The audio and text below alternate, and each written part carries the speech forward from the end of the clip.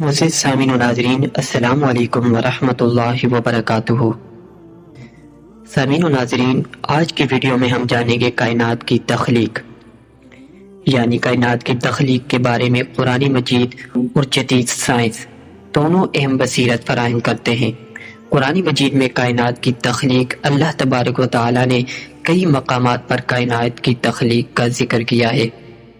سورۃ الانبیاء آیت نمبر 30 میں فرمایا، کیا کافروں نے یہ نہیں دیکھا کہ آسمان اور زمین باہم جڑے ہوئے تھے، پھر ہم نے انہیں جدا کر دیا اور ہم نے ہر جاندار چیز کو پانی سے پیدا کیا۔ اگر آپ غور کریں تو یہ سائنسدانوں کے نظریہ بگ بینگ کے نظریے سے مماثلت رکھتا ہے۔ سائنسدان کہتے ہیں کہ کائنات کا وجود بگ بینگ کے دھماکے سے شروع ہوا۔ یہ آیت اس بات کی طرف اشارہ کرتی ہے کہ کائنات کی ابتدا ایک متحدہ حالت سے ہوئی جو جدید سائنس کے بگ بینگ کے نظریے سے مشابہت رکھتی ہے۔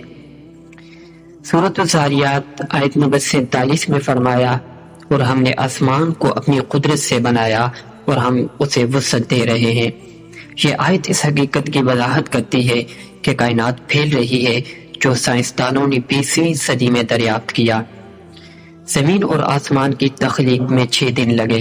سورۃ الاعراف آیت نمبر 54 میں ذکر ہے کہ اللہ تعالیٰ نے زمین اور آسمان کو 6 دنوں میں تخلیق کیا، کہ بے شک تمہارا رب اللہ ہی ہے جس نے آسمانوں اور زمین کو 6 دن میں پیدا کیا۔ یہاں 6 دن کا مطلب انسانی دن نہیں بلکہ اللہ کے حساب سے ایک مدت ہے جو لاکھوں یا اربوں سال پر محیط ہو سکتی ہے۔ اور زمین کی تخلیق کی ترتیب اللہ تبارک و تعالی نے قرآن مجید میں کچھ اس طرح ذکر فرمائی میں اللہ نے زمین، پہاڑوں اور آسمان کی تخلیق کا ذکر کیا۔ سائنسی نظریہ بگ بینگ تھیوری سائنس کے مطابق کائنات تقریباً 13.8 ارب سال پہلے ایک عظیم دھماکے بگ بینگ سے وجود میں آئی۔ اس کے بعد ستارے، کہکشائیں اور سیارے وجود میں آئے۔ کائنات کا پھیلاؤ ماہرین فلکیات کے مطابق کائنات مسلسل پھیل رہی ہے، جس کی تصدیق ہیبل ٹیلی اسکوپ اور دیگر مشاہدات سے ہوئی۔ زمین کی تشکیل تقریباً 4.5 ارب سال پہلے وجود میں آئی اور بتدریج زندگی کے لیے موزوں حالات پیدا ہوئے۔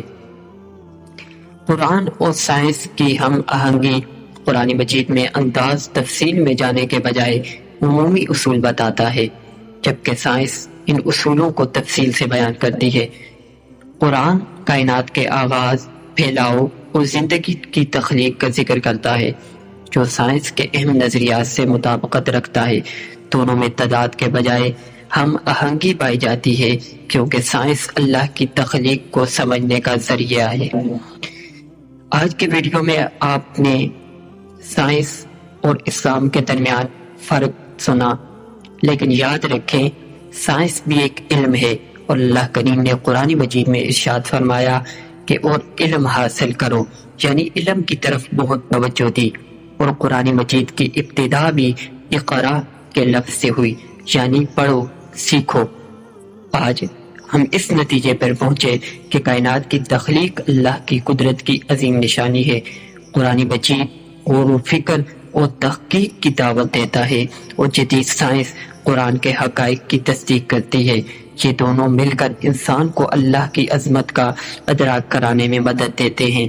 سامعین محترم، اگر ویڈیو آپ کو اچھی لگی تو ضرور ہمارے چینل کو سبسکرائب کر لیں، اور اسی طرح کی مزید انٹرسٹڈ ویڈیو سننے کے لیے ہمارے پیج کو لائک کر دیں اور ویڈیو کو زیادہ سے زیادہ شیئر کر دیں۔